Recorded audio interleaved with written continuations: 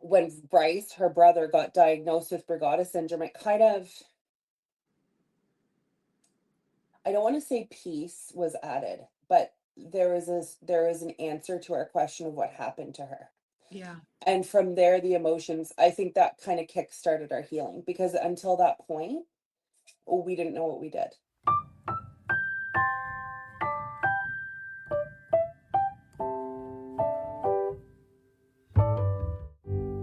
Hi, and welcome to Let's Talk SADS Live. My name is Heather Cartwright.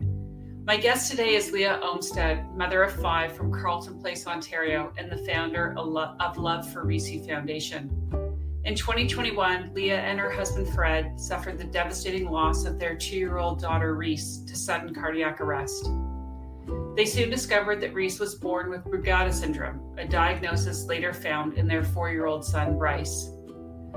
Lia shares with us her memories of Reese, how she helps Bryce manage his heart condition, and how she spreads joy and raises awareness through her foundation. We touch on themes of grief, coping, and the power of connection and community to heal. Hi, and welcome to Let's Talk SADS Live. I'm here with Lia Olmsted. Lia, it's so good to see you again. Tell me how you're doing today. Where are you sitting? What's happening today for you? Hi, Heather. It's so nice to see you again, too. I'm very flattered that you asked me to be on this episode today. Just having Reese's whole world and Bryce's world, be able to speak to everyone is amazing. Today, I'm joining you from Reese's room. This is a room where her clothes still live, her dirty laundry basket still lives. I have a collection of all her beautiful little items. I try to keep it decorated how I would decorate if she was still here with us. It's a calm space for me, and it's a space where it's the bright little pink little beautiful princess. Her vibe still remains. That's lovely. Can you tell me a little bit about Reese? How old was she when you lost her? And I know it's difficult, but maybe tell us how you lost her too. Absolutely. Um, so Reese is 21 months old when she went to heaven. It was a regular evening at home. We were kind of dividing and conquering. Dad was heading off to hockey. I was heading off to karate with her brother. Reese ended up going with her dad to her sister's hockey game. So she was living her best life at the rink with all of her little rink rat buddies and her sisters. She loved watching her sisters play hockey. And when she was at the rink, she started to become sick, just getting a little hot, getting a little cranky. So dad decided, okay, we're going to bring her home. On the way home, she just really kind of, he's like, oh yeah, we need to get her home. We need to give her some snuggles. And when she got home, she began having a seizure. Um, I kind of landed in around the same time. My husband called for me. And at the time, we didn't know what we were seeing. We thought she was having a seizure. We thought possibly she was choking. I called 911, so the paramedics were on their way. And I was doing CPR to the best of my ability. To be honest, the last time I had CPR training was when I took my babysitting course when I was 12. So I'm really trying to listen to the operator, try to remember what I already know to give her proper CPR, and nothing was working. And the paramedics got there, and she was rushed to the local hospital, who we love dearly and who to this day treat us like family. Um, and it was there that they said that her heart wasn't functioning anymore. Um, and they told us that she was gone. So it was a matter of 2.5 hours Hmm. between when she started not feeling well and when she was gone. It was later told to us that she had suffered from sudden cardiac arrest. There's one thing when she was at home and we were attempting to do CPR, she had a couple last gasps. And so now I've come to recognize the signs of sudden cardiac arrest. I've made it a very much, a goal of mine to stay abreast of that information. So when it was told us that she suffered from sudden cardiac arrest, we were at a loss. Our son was still sick. He had influenza A, and it was later discovered that Reese also had influenza A, what that had led to her getting sick. So we were showing him extra care, bringing him to the doctors. The doctor thought they heard a heart murmur, so they thought, you know what, we're going to look into this a little bit more. We brought him to CHIO, to the cardiology department, where they gave him ECGs. And they thought, okay, he's coughing a lot during his ECG. We're going to come in and get another look at things. Again, he had the same line in his ECG, and they're like, So they looked into it a little bit more, and they had discovered that he was throwing the Brugada pattern on his ECG. So then they dug into it a little bit deeper. We did some genetic testing. We also had some DNA from Reese. We did genetic testing, and the way she passed, and based on her genetics, it was discovered that they both have Brugada syndrome. Wow. So when Reese passed, it's so crazy looking back at things with 2020 vision, Yeah. how I could have changed some things that evening well, I say that and I don't know if I could change things, but I definitely would have known the signs of sudden cardiac arrest. I definitely would have jumped into action a little bit quicker, as opposed to like investigating what's going on. Like, is she choking? Is she, what's going, like, I really thought she was choking. I thought she had choked. And Yeah. so I was trying to do everything to get anything that she was choking on, because I didn't know what I was looking at. Yeah. So when Bryce, her brother, got diagnosed with Brugada syndrome, it kind of, I don't want to say peace was added, but there is an answer to our question of what happened to her. Yeah. And from there, the emotions, I think that kind of kick started our healing, because until that point, we didn't know what we did. Yeah. We didn't know what happened. We didn't know, okay, we had sudden cardiac arrest, but what was the reason? Like, little 2-year-olds don't just go to heaven from sudden cardiac arrest. Well, Yeah. they do, but it's not very common. Yeah. So we lost Reese November 2022. She would be 4.5 now. Um, it'll be almost 3 years this November. And she had beautiful, like, white blonde hair, and she had these gorgeous blue eyes, and this smile that, it was like a bottom tooth smile. Mm. She would smile and she wouldn't show anything above her bottom teeth. It was just beautiful. And she had this like raspy little voice that she didn't use too much, because she was the baby of 5. So she sat back and she watched the goings on. Yeah. She just liked to sit and laugh, and she was so calm and she was so peaceful. And every second of her life up until the last moments was just, she led a charmed life. She was surrounded by tons of family. She was a COVID baby, so it meant extra snuggles. Yeah. She's definitely the twinkle of my eye, and she still remains the twinkle of my eye. Yeah. I can see that. I'm so sorry for your loss, Leah. And I really appreciate you sharing that story with us. Looking back, could you see any warning signs that unfortunately you might have missed with Reese? Yeah, so one time, yes, it's something I think about often. I think about, what did we miss? What could have we done to, you know, looked into, we couldn't have investigated every gene. It's something that, now the information, but it would have been just this whole world of wonder before. There was this one time I was in France for my best friend's wedding, and Reese was at home with her daddy, and she got knocked over by the dog, and she kind of had a moment where Fred said her eyes kind of rolled back a little bit, and she had a moment of like not being aware and almost blacking out. Mm. Brought her to the hospital. He called an ambulance, and I wonder if that was a hint to Yeah. say, this is something that's happened. She was knocked over by the dog. Yes, like, she fell, and she she didn't catch herself was the problem, and she just fell. Hmm. And so I'm wondering if we dug a little deeper then would we have been able to discover something. But again, would we have?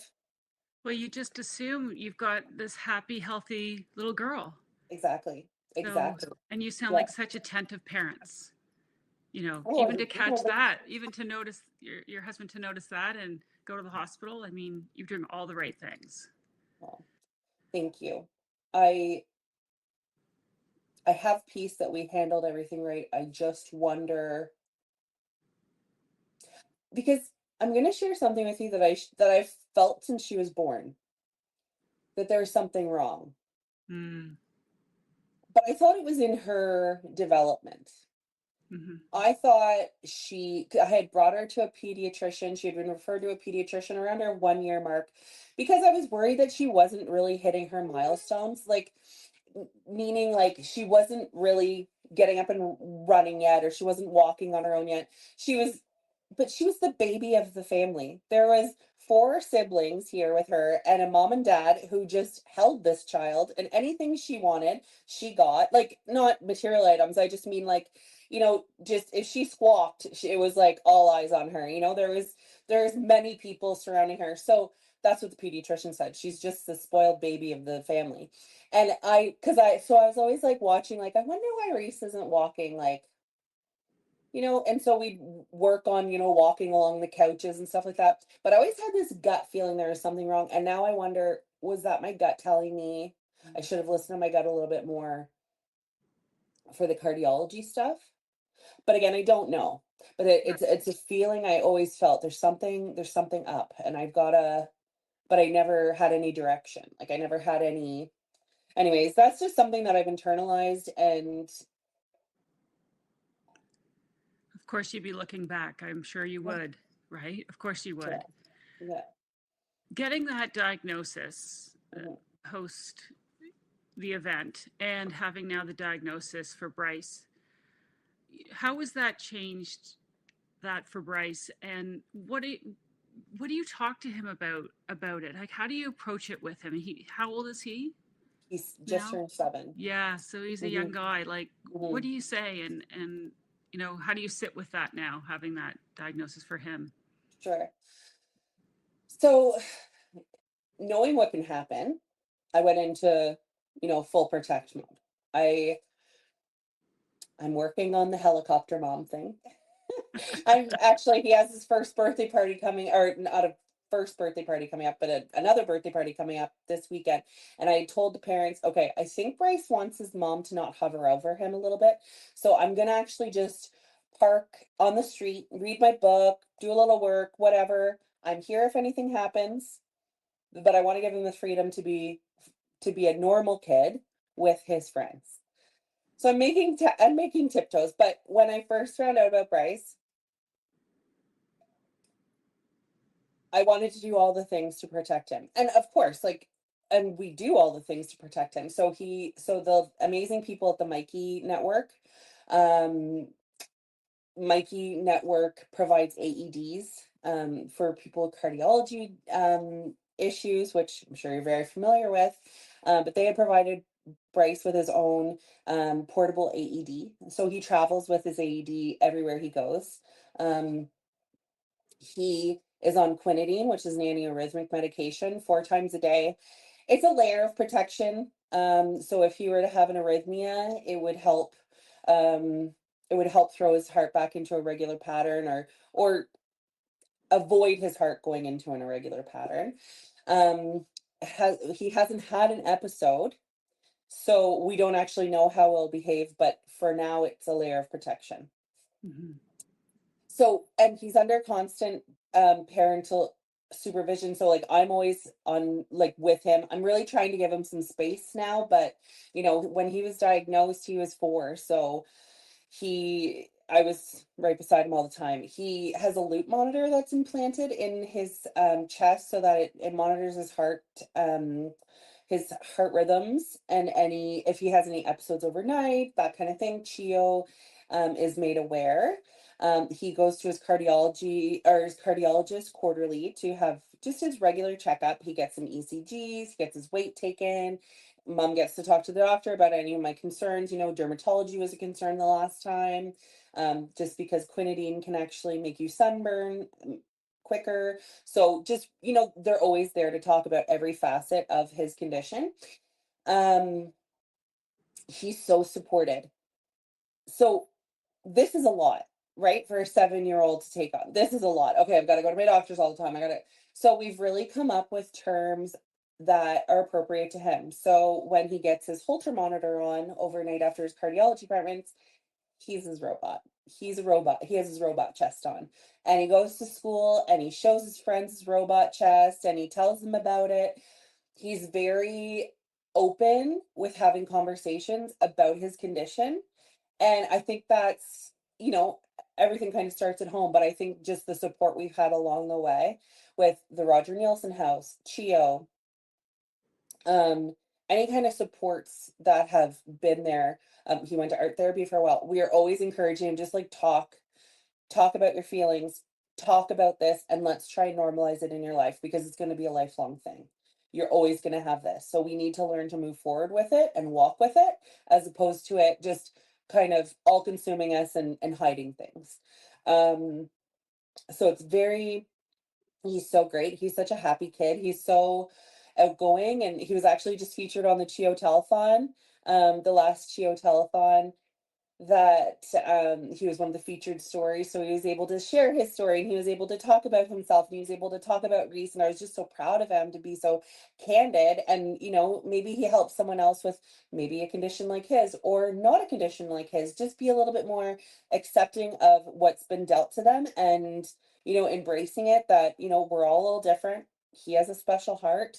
And this is his life. It doesn't have to be his whole story, but it's a big part of his story. So we really try to keep it very, childlike, playful, but then also be like, this is something we're serious about. So, and we try and mimic the behaviors at home. So, alcohol's off the table.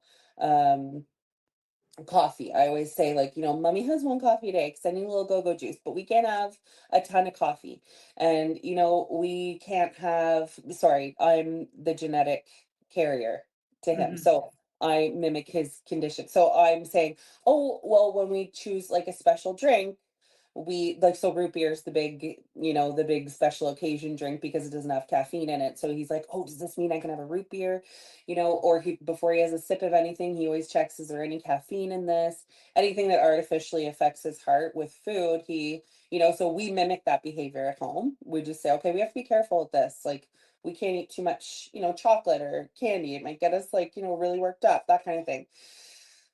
So it's a balance. It's hard. I don't want my child to have to go through this. I want him to have like I want him to have a normal life. And I really think we're achieving that. Like I think he's going forward. He knows he has these crosses to bear, but I think he'll have a normal life. And I want him to have a long life. We've talked about before just Reese passing and her having the same thing as him, and he'll ask me hard questions like, mommy, am I gonna go to heaven like Reese? And I said, no, no, honey, we're doing all the things that we need to do to protect you. We're doing all the things that need to happen for your special heart. And I really think you're gonna go to sleep when you're an old man, and that's when you'll go to heaven. Just reassuring him like that. We don't know, right? Yeah. The blueprints are made, but I just try and reassure him that he'll have a long and healthy and normal life. Wow. Wow. And how are you doing? And what kind of support do you have? And what did you Mhm. turn to? And what have you currently turning to now to keep you going? You're doing so much. Sure. I think I have to. Like, I have to do a lot because I think if I stopped and I sat with what I have to sit with for too long, not in an avoidance way, just in a continually working way. Like, I just don't think I can be stagnant with everything that's going on in our life. Um, I'm I was blessed with the best support system that anyone could ever have received. with something that's happened like this within a family. My parents, my extended family, my friends, everybody, like the community, everyone has been so supportive to our family. Like, it's going to be 3 years this November. People send me daily, like, pictures of their daughters, drawing pictures of with including Roe. Or, you know, I just got one this morning. Someone was working on my Halloween costume, Taylor Swift, and they had a patched jean jacket, and there was a rose patch. You know, people continuously love her, and people continuously love us. So we've been blessed with an amazing personal support system. And there's never a way to thank everybody. There's never a way. I try and, pay forward the love. Just remember like how important things that people did for us at our time of loss to do for others at their time of loss. Like I really remember what really impacted us. And I think one of the biggest things is yes, it really mattered what happened then, but it really matters what happens after. You know, 6 months after, a year after, it's remembering the loved ones. And I just, I try to incorporate that because I don't know how I can ever repay the kindness that has been given. And I know it's not expected, but the kindness that's been showed to us, it's gotten us through. Um, Roger Nielsen's Children's Hospice, it's been renamed. They offered us grief counseling. So, my counselor, Sarah, like I've said a number of times, she saved my life. She met with me as many times as I needed to be met with. It was all provided by Roger Nielsen House. It didn't cost us a cent. And she helped work through all the feelings. Sometimes I would just sit and cry. Like in the early days, for like an hour. I couldn't get anything out, but I had to be there. Um, they were hands down, and they're still supporting us. So they have programs. Bryce is 7 now. He's able to start the children's grief group counseling. I attended grief counseling with other parents who have lost children, so that was very healing. We've just had such amazing support. My personal therapist that I'd been seeing before, she offered me counseling. She said, whatever you need, I'm here for you. Like, it's just the people that came together for us and just carried us. Like, that's what keeps us going forward. and Wow. and that's what's kind of taught me. I've got to put one foot in front of the other. It doesn't matter if it's like the smallest little tiptoe. It doesn't matter, but we just have to keep moving forward, and we need to learn how to walk with this because it's never going to go away. You're never going to go through it. You're never going to heal from it completely, but you have to keep doing the work. And I'm not perfect. Yeah, I sound like I have a lot of answers, but I don't. I'm 3 years in, so I've learned a lot, but I still have really bad days where I don't want to do anything, and I don't want to even grasp the fact that she's gone. Like, I still to this day think my body still hasn't fully understood that she's gone. I think there's something protecting me subconsciously where I'm able to function. I'm able to, keep the lives going for our children. Um, and try and be the best mom and wife I can be and friend. But there's some days where it's just like it's incomprehensible. Like you can't even comprehend things. So yeah, all in all, I don't know, it's a mixed bag. Mixed bag of feelings. Every day's different. Some days I look at her picture and I just think, wow, she's so gorgeous. And then some days I'll just think I'll sit there for like 20 minutes thinking she's not actually gone. Like, I can't believe she's actually gone. It's just different. It's just a lot, but I think we are walking with it easier. And something struck me the other day. We have a pumpkin farm, and so I did a post.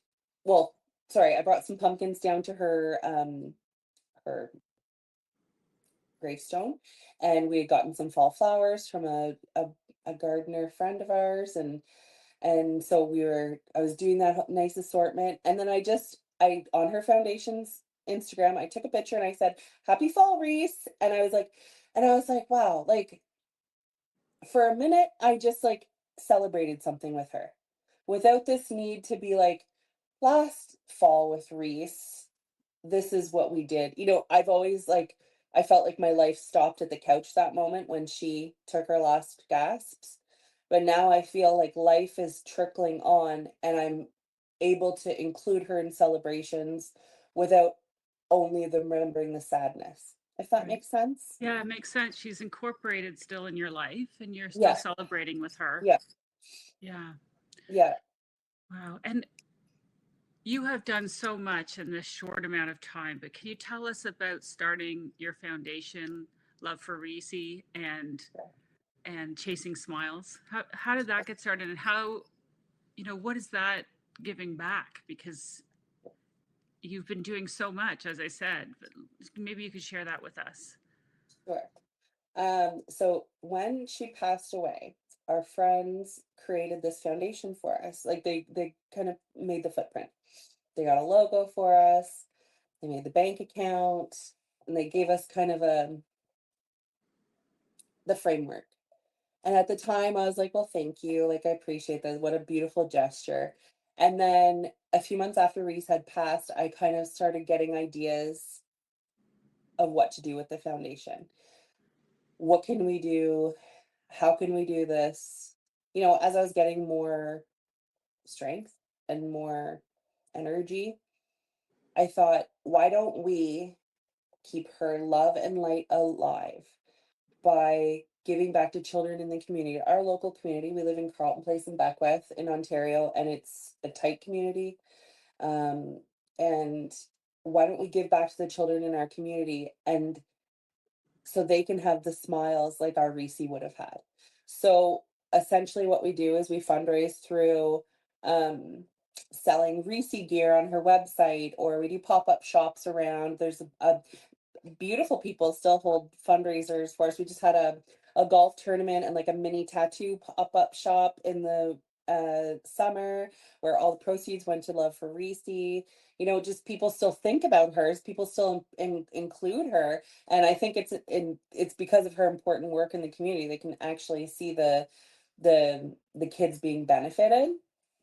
So one of my favorite things is um I'm a foodie, so I love when kids have access to like fresh food, good nutrition items, you know, learn how to cook with it well. So the CPU Center, we just donated to their Chop Cook Sizzle program where kids come in after school, they have a place to come for a healthy meal. They learn how to create this healthy meal with like whole food ingredients.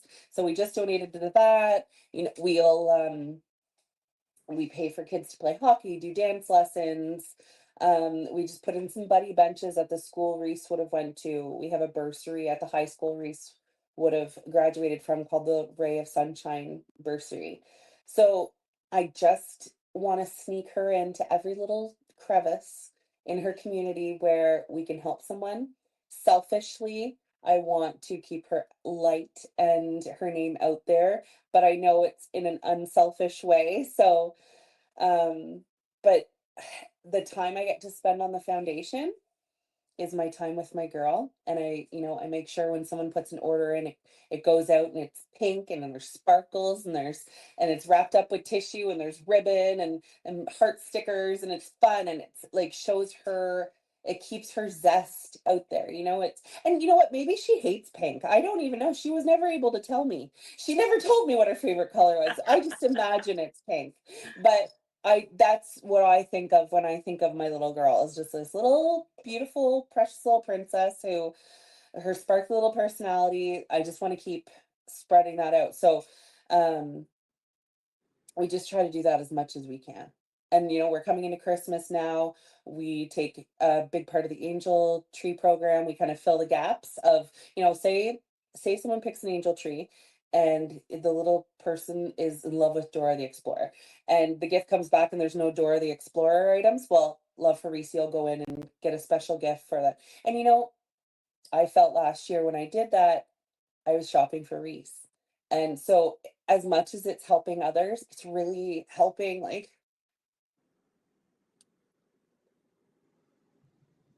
it's really helping not fill a void, but nurture a void inside me that I wish I was doing with my little girl. And I know it's not all about buying gifts and that kind of thing. It's about quality time and but I just yeah. instead of snuggling Reese, I'm, helping out what would have been her peers and her friends, and that's helping nurture a void. What a lovely connection that you have established to honor her legacy and to stay close to her each day. Thank you. This has been a really special conversation. I really appreciate you opening up yourself, your experience that you had with losing Reese, with managing your son's diagnosis, with managing your own grief, and just continuing to go forward. You're really an inspiration. I Oh, really, really appreciate the time we spent today. Do you have thank any you. last words you want to share? Anything that you Yeah, haven't I said? want to thank you for, allowing us to have this platform today to, share about Reese, share about Bryce. The more I get to talk about my girl, keeps her essence out here in the world. So I thank you. I appreciate that.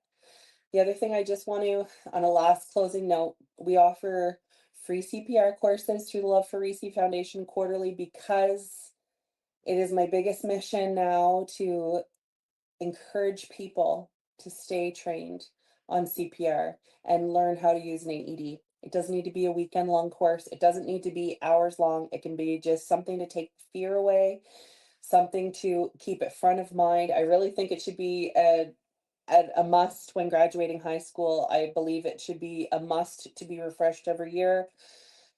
If I had had those skills and how to recognize sudden cardiac arrest in those last moments of her life, I don't know what would have happened, but I maybe could have increased her chances of survival. I'm definitely not blaming myself, but or my husband, we were both there doing our best, but we desperately want people to understand the importance of, you can never hurt a situation by doing CPR. You can never hinder a situation by applying an AED.